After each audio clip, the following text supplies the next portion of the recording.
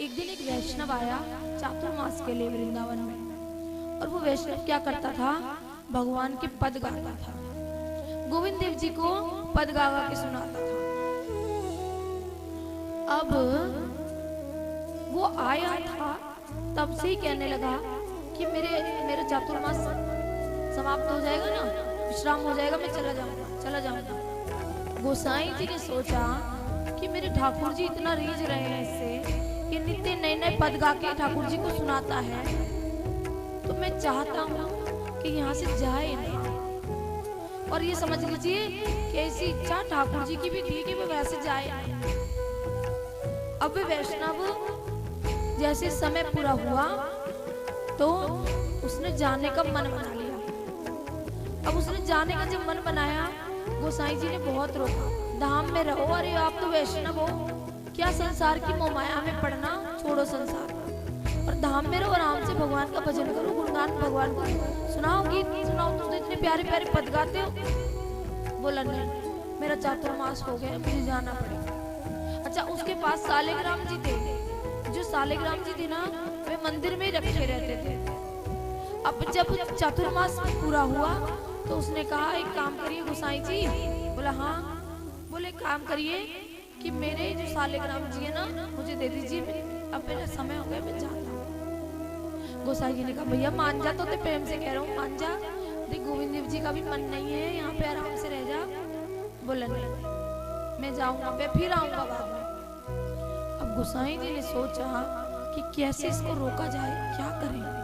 एक चिड़िया थी, तो चिड़िया खिड़की में बैठी थी।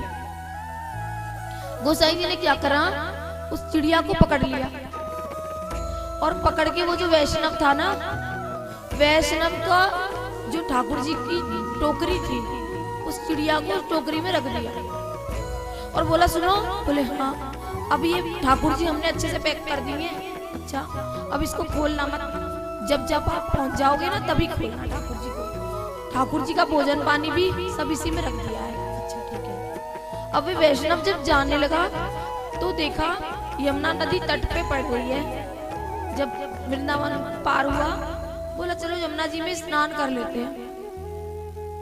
स्नान करने के लिए वे यमुना जी में उतरा। उन्होंने सोचा कि देखो तो सही मेरे ठाकुर जी कैसे हैं। एक बार ठाकुर जी को जैसे ही टोकरी को खोला, वो चिड़िया तो फुर करके उड़ गई।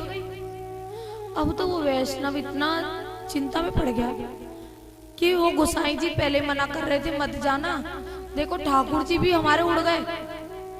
ठाकुर जी ने चिड़िया का रूप बना लिया और चिड़िया का रूप बना के ठाकुर जी उड़ गए और गए भी किधर है, वृंदावन की तरफ ही गए हैं। अब उसने अपनी हट छोड़ दी और वापस आ गया गोसाई जी के पास। बोला गोसाई जी। बोला हाँ। अरे क्या हो गया, तुम तो चले गए थे, वापस क्यों आ गए। बोला मैं ऐसे वापस आ गया कि ना जो मेरे सालिग्राम जी थे ना, हाँ, वो चिड़िया बन के उड़ गए। अच्छा, चिड़िया बन के उड़ गए। गोसाई जी तो जानते थे, गोसाई जी ने तो लीला ही करी थी, गोसाई जी तो चाहते थे कि जाए ना। अच्छा, चिड़िया बन के उड़ गए। हाँ भैया, चिड़िया बन के उड़ गए और आए भी वृंदावन की तरफ ही है।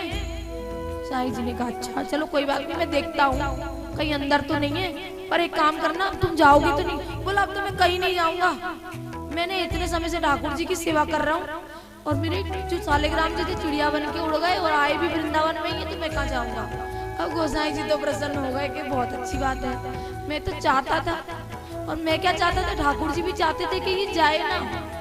ठाकुर जी ने कहा रुको मैं देखता हूँ कहीं तुम्हारे ठाकुर जी अंदर तो नहीं है, कहीं वापिस यहीं तो नहीं आ गए। अच्छा हाँ देखो, गोसाई जी के पास तो थे ही सालिग्राम जी, निकाल के दे दिए। अरे देखो चिड़िया बन के तुम्हारे ठाकुर जी यहाँ उड़ के आ गए। अब तो वैष्णव वही रहने लगा और ठाकुर जी के पद। तो वृंदावन में जो आ जाएगा ना, ठाकुर जी की मर्जी है, वो वापस नहीं जा सकता।